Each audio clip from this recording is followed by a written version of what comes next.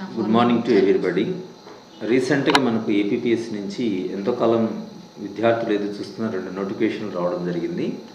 ఒకటి junior assistant cum computer operator, 2 AP endowment డిపార్ట్మెంట్కు సంబంధించి ఎగ్జిక్యూటివ్ ఆఫీసర్ గ్రేడ్ 3 పోస్టుకు సంబంధించిన నోటిఫికేషన్స్ రిలీజ్ చేశారు. ఇందులో మనం ప్రస్తుతం వచ్చేసి ఎగ్జిక్యూటివ్ ఆఫీసర్ గ్రేడ్ 3 ఎండోమెంట్కి సంబంధించినటువంటి నోటిఫికేషన్ వివరాలను ఇప్పుడు మనం చూడడం జరుగుతుంది. దీంట్లో ఫస్ట్ మనం గమనించాల్సింది ఫస్ట్ పేజీలో మనం తీసుకున్నట్లయితే ఇక్కడ బేసిక్గా ఎన్ని వేకెన్సీస్ ఉన్నాయనేది మనకు యొక్క మొట్టమొదటి క్వశ్చన్. ఇందులో 60 వేకెన్సీస్ ఉన్నాయి. దీంట్లో క్యారీ ఫార్వర్డ్ వచ్చేసి 13, ఫ్రెష్ వేకెన్సీస్ వచ్చేసి 47 ఉన్నాయి. వీళ్ళ యొక్క స్కేల్ ఆఫ్ పే ఎంతతో స్టార్ట్ అవుతుందంటే 16,400 రూపాయలతో స్టార్ట్ అవుతుంది. ఇక్కడ ముఖ్యంగా గమనించాల్సిన అంశం ఎవరు ఎలిజిబుల్, ఏ వయసు వారు ఎలిజిబుల్ అనేది కనుక మనం తీసుకున్నట్లయితే జూలై 1, 2021 నాటికి ఎవరైతే 18 నుంచి 42 సంవత్సరాల మధ్య ఉన్నారో వాళ్ళను ఎలిజిబిలిటీగా ఇవ్వడం జరిగింది. ఇకపోతే మనకి నోటిఫికేషన్కి సంబంధించినటువంటి వివరాలు సమగ్రంగా కావాలి అంటే ఇక్కడ చూపించినటువంటి వెబ్సైట్ https://psc.ap.gvo.in మీరు చూసినట్లయితే సమగ్రంగా వాటి యొక్క వివరాలను మీరు పొందడం జరుగుతుంది. అప్లికేషన్స్ మనకు ఎప్పటి నుంచి స్టార్ట్ అవుతాయి అప్లై చేయడానికంటే డిసెంబర్ 30, 2021 స్టార్ట్ అవుతుంది. ఫస్ట్ మనకు ఎండింగ్ డేట్ వచ్చేసి జనవరి 19, 2022గా ఇచ్చారు. అయితే దీనికి సంబంధించినటువంటి పేమెంట్ మనం చేయాలంటే చివరి డేట్ను వచ్చేసి జనవరి 18, 2022 మిడ్ నైట్ వరకు పేమెంట్ చేయడానికి అవకాశం కల్పించడం జరిగింది. ఇది ఫస్ట్ పేజీలో ఉన్నటువంటి అంశాలు. ఇకపోతే మీరు ఇక్కడే గమనించవచ్చు ఏ డిస్టిక్ ఎన్ని వేకెన్సీస్ ఉన్నాయనేది మనం ఒకసారి చూసినట్లయితే శ్రీకాకుళం 4, విజయనగరం 4, విశాఖపట్నం 4, ఈస్ట్ గోదావరి 8, వెస్ట్ గోదావరి 7, కృష్ణా 6, గుంటూరు 7, ప్రకాశం 6, నెల్లూరు 4, చిత్తూరు 1, అనంతపురం 2, కర్నూలు 6, కడప 1. అంటే అత్యల్పంగా చిత్తూరు, కడపలో ఒక్కొక్క పోస్టే ఉన్నాయి. ఈస్ట్ గోదావరిలో 8 పోస్టులు, అంటే కోస్టల్ డిస్ట్రిక్ట్స్లో మనకి ఎక్కువగా ఉన్నాయని చెప్పవచ్చు. రాయలసీమలో ఒక కర్నూలు మినహాయిస్తే మిగిలినవి చాలా తక్కువ ఉన్నాయని చెప్పవచ్చు. ఇకపోతే రెండో పేజీ మనం చూసినట్లయితే ఎడ్యుకేషనల్ క్వాలిఫికేషన్, ఎవరు దీనికి ఏ విద్యార్హత ఉన్నటువంటి వాళ్ళు దీనికి అర్హులు అంటే ఎనీ బ్యాచులర్ డిగ్రీ అని ఇచ్చారు. అయితే ఇక్కడ మనం క్రూషియల్గా గమనించాల్సినటువంటి ఒక కీ పాయింట్ ఏమిటంటే ఎవరైతే హిందూ రిలీజియన్ను అనుసరిస్తూ ఉన్నారో వాళ్ళు మాత్రమే దీనికి ఎలిజిబిలిటీ అని ఇచ్చారు. సో కాబట్టి మిగిలినటువంటి వర్గాలు, హిందూ రిలీజియన్ కాకుండా ఉన్నటువంటి మిగిలిన వర్గాలు మాత్రం దీనికి అర్హులు కారు అనేటువంటి విషయాన్ని ఇక్కడ స్పష్టంగా చెప్పడం జరిగింది. నెక్స్ట్ వన్ వచ్చేసి మనకు 4వ పేజీ. 4వ పేజీలో మనకి ఇక్కడ ప్రధానంగా వచ్చేటువంటి డౌట్ ఏమిటంటే లోకల్ క్యాండిడేట్. ఈ లోకల్ క్యాండిడేట్కి సంబంధించినటువంటి నిర్వచనాలన్నీ ఇక్కడ నీట్గా ఇవ్వడం జరిగింది. సో నోటిఫికేషన్లో మీరు అది 4th పేజీ తీసుకొని దాన్ని గమనించుకోవచ్చు. కాకపోతే మనము 5th పేజీ మనం గమనించినట్లయితే ఏజ్ రిలాక్సేషన్ అనేటువంటిది మనము చూడవచ్చు. ఇక్కడ ఏజ్ రిలాక్సేషన్ అనేది మనం ముందే చెప్పుకున్నాం. 18 నుంచి 42 సంవత్సరాల వాళ్ళు ఓపెన్ కేటగిరీలో ఉన్నటువంటి వాళ్ళు అర్హులు అని చెప్పాను జూలై 1, 2021 నాటికి. అయితే ఇక్కడ మనకు ఎస్సీ, ఎస్టీ, బీసీ మరియు ఈడబ్ల్యూఎస్ ఎకనామికలీ వీకర్ సెక్షన్ వాళ్ళకి 5 years ఏజ్ రిలాక్సేషన్ ఇవ్వడం జరిగింది. అట్లే ఫిజికల్లీ హ్యాండిక్యాప్డ్ పర్సన్స్కు 10 years ఇచ్చారు. ఎక్స్ సర్వీస్ మెన్కు, ఎన్సీసీకి ఇక్కడ ఇచ్చినటువంటి నిబంధన మేరకు వాళ్ళకి ఏజ్ రిలాక్సేషన్ ఇవ్వడం జరుగుతుంది. స్టేట్ ఎంప్లాయీస్ అయితే కినా వాళ్ళకి మ్యాక్సిమం 5 years ఎగ్జామ్షన్ ఇవ్వడం జరిగింది. ఎస్పెషలీ స్టేట్ గవర్నమెంట్లో రెగ్యులర్ ఎంప్లాయీస్కి మాత్రమే ఇది వర్తిస్తుందని చెప్పారు. ఇది ఇక్కడ మనం గమనించాల్సినటువంటి మరొక అంశం. ఇకపోతే మనం తీసుకున్నట్లయితే 12వ పేజీ మనం తీసుకున్నట్లయితే క్యారీ ఫార్వర్డ్ యొక్క పోస్ట్ల సో దానికంటే ముందు మనకు 9వ పేజీలో ఫీజు డీటెయిల్స్ ఇవ్వడం జరిగింది. ఫీజు అనేటువంటిది మనకి ఇక్కడ 2 రకాల ఫీజులు ఇచ్చారు. ఒకటి అప్లికేషన్ ప్రాసెసింగ్ ఫీజు ఎవరికైనా 250 రూపాయలు మరియు ఎగ్జామినేషన్ ఫీజు వచ్చేసి 80 రూపీస్గా వాళ్ళు కన్సిడర్ చేయడం జరిగింది.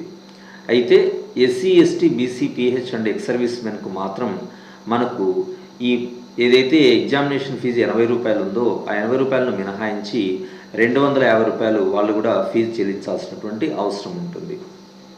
ఇకపోతే మనము గమనించినట్లయితే స్కీమ్ ఆఫ్ ఎగ్జామినేషన్, ఇక్కడ మీరు గమనించాల్సింది ఇది ఒకే లెవెల్లో ఎగ్జామ్ అయిపోతుందా లేదంటే స్క్రీనింగ్ టెస్ట్ కూడా ఉంటుందా అంటే కమిషన్ వాళ్ళు ఇచ్చినటువంటి అంశాల ఆధారంగా మనం గమనించినట్లయితే ఉన్న పోస్టులకి 200 times అంటే 60 × 200 వేసుకుంటే మనకు దాదాపుగా 12,000 మంది వస్తారు. 12,000 మంది కంటే ఎక్కువ మంది అప్లై చేస్తే ఖచ్చితంగా స్క్రీనింగ్ టెస్ట్ ఉంటుంది.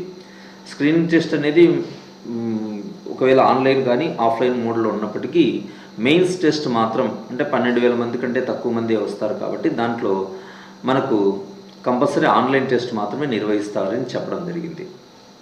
సెంటర్స్ ఫర్ ఎగ్జామినేషన్ మనం చూసినట్లయితే ఇక్కడ మనము తర్వాత ప్రకటిస్తామని ఇచ్చారు. సో మనం ఏవైనా 3 ప్రిఫరెన్సెస్ తీసుకోవచ్చు సెంటర్ ఫర్ ఎగ్జామినేషన్కు సంబంధించి. స్కీమ్ ఆఫ్ ఎగ్జామినేషన్ కింద మనం చూసినట్లయితే ఇది ఎస్పెషల్లీ ఇక్కడ మీరు గమనించవచ్చు. స్కీమ్ ఫర్ స్క్రీనింగ్ టెస్ట్కు ఇది కేవలం 150 మార్క్స్కు ఒకే పేపర్ లాగా ఉంటుంది. ఇందులో సెక్షన్ ఏ, సెక్షన్ బి ఇచ్చారు. అంటే 2 సెక్షన్గా ఇవ్వడం జరిగింది. సెక్షన్ ఏలో ఏముంటుందంటే general studies and mental ability 50 questions 50 marks ఉంటుంది. డ్యూరేషన్ కూడా 50 మినిట్స్ ఇవ్వడం జరిగింది. సెక్షన్ బిలో మనకు ఎస్పెషల్లీ ఇది నూతన సిలబస్ అని చెప్పవచ్చు. హిందూ ఫిలాసఫీ అండ్ టెంపుల్ సిస్టమ్కి సంబంధించి 100 క్వశ్చన్స్ ఉంటున్నాయి. మనకు డ్యూరేషన్ 100 మినిట్స్ ఇస్తున్నాడు. మార్క్స్ వచ్చేసి 100.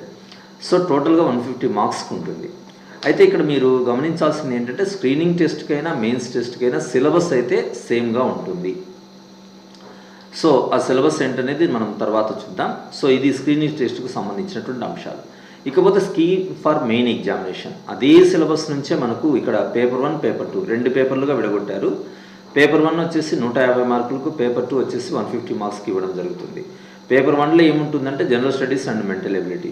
So duration 150 minutes, marks 150. Hindu philosophy and temple system ఇక్కడ కూడా 150 questions, 150 minutes, 150 marks, total 300 marks. ఇక్కడ వచ్చినటువంటి మనకు మెరిట్ ఆధారంగానే మనకు జాబ్ అనేటువంటిది ఇవ్వడం జరుగుతుంది. పేపర్ 1లో మీరు గమనించినట్లయితే జనరల్ స్టడీస్ అండ్ మెంటల్ ఎబిలిటీలో సిలబస్ మీరు ఇక్కడ గమనించవచ్చు. దాదాపు 12 భాగాలుగా విడగొట్టారు. సో ఫస్ట్ 2 అంశాలు అంటే ఫస్ట్ 2 కాన్సెప్ట్స్ వచ్చేసి మనకు events of national and international importance, current affairs international, national and regional. ఈ 2 భాగాలను మనం సింపుల్గా చెప్పాలంటే ఇది కరెంట్ అఫైర్స్కి సంబంధించిన విభాగంగా మనం తీసుకోవచ్చు. దీంట్లో స్టాక్గా ఉన్నటువంటి జీకే కూడా మిళితమై ఉంటుంది. మూడోది వచ్చేసి general science and it application to the day to day life contemporary developments in science and technology and information technology. So especially మనకు జనరల్ సైన్స్ అంటే సింపుల్గా చెప్పాలంటే ఇది అప్లైడ్ సైన్స్, నిత్య జీవితంలో మనం చూస్తున్న విషయాలు ప్లస్ సైన్స్ అండ్ టెక్నాలజీలో లేటెస్ట్గా వస్తున్నటువంటి డెవలప్మెంట్. అట్లే మనం చూసినట్లయితే history plus Andhra Pradesh history, Indian polity and governance, economic development in India since independence with emphasis on Andhra Pradesh. Next geography of India and Andhra Pradesh, disaster management, sustainable development and environmental protection. తర్వాత ఈ 10-11కు సంబంధించినటువంటి అంశాలను సింపుల్గా చెప్పాలంటే అర్థమెటిక్ అండ్ రీజనింగ్, మెంటల్ ఎబిలిటీగా తీసుకోవచ్చు. మనకు especially data interpretation అనేది అత్యధికంగా ఇక్కడ ఇంపార్టెన్స్ ఇవ్వడం జరుగుతుంది. 12వది వచ్చేసి bifurcation of Andhra Pradesh and its administrative, economic, social, cultural, political and legal implications or problems. మనకు బైఫర్కేషన్ జరిగిన తర్వాత ఏపీ ఎదుర్కొంటున్నటువంటి అనేక రకాలైనటువంటి చర్యల్లో భాగంగా పరిపాలనాపరమైన అంశాలు, ఆర్థికపరమైనవి, సామాజికపరమైనవి, సాంస్కృతికపరమైన అంశాలను అడగడం జరుగుతుంది. ఇకపోతే మనం సెకండ్ పేపర్ మనం గమనించాల్సింది Hindu philosophy and temple system. Highest importance అటు స్క్రీనింగ్ టెస్ట్లో 100 మార్కులు, మెయిన్స్లో 150 మార్క్స్కి ఉన్నటువంటి పేపర్. చెప్పాలంటే హైయెస్ట్ స్కోరింగ్ పేపర్గా ఈసారి చెప్పుకోవచ్చు. గతంలో ఉన్నటువంటి సిలబస్కు విభిన్నంగా ఇక్కడ ఇవ్వడం జరిగింది. ముఖ్యంగా Ramayanam, Mahabharatam, Bhagavatam, Hindu puranas, temple agamas, Hindu festivals and cultural of Indian origin, Vedic culture, different philosophies and cultures in Hindu religions and gurus, family structure in Hindu society, adoption and succession. Next source of income tax for temples, income for temples and charitable institutions. Next duties of executive officers of endowment institution, basic knowledge and land records. ఈ సిలబస్ను వాడి ఇవ్వడం జరిగింది. ఇది మెయిన్స్కు సంబంధించినటువంటి అంశాలు. ఇకపోతే తర్వాత పేజీలో జనరల్గా ఇవి ఏబిపిఎస్సి రాయబోతున్నటువంటి పరీక్షలు రాయబోతున్నటువంటి ప్రతి అభ్యర్థికి తెలిసినటువంటి అంశాలే. ఇవి ఇన్స్ట్రక్షన్స్గా మనం చెప్పుకోవచ్చు. ఈ విధంగా మనకు ఏపీపీఎస్సి గ్రేడ్ 3 ఎండోమెంట్ చాలా కాలం తర్వాత, నియర్లీ చెప్పాలంటే 14 సంవత్సరాల తర్వాత వచ్చిన ఒక అవకాశంగా చెప్పుకోవచ్చు.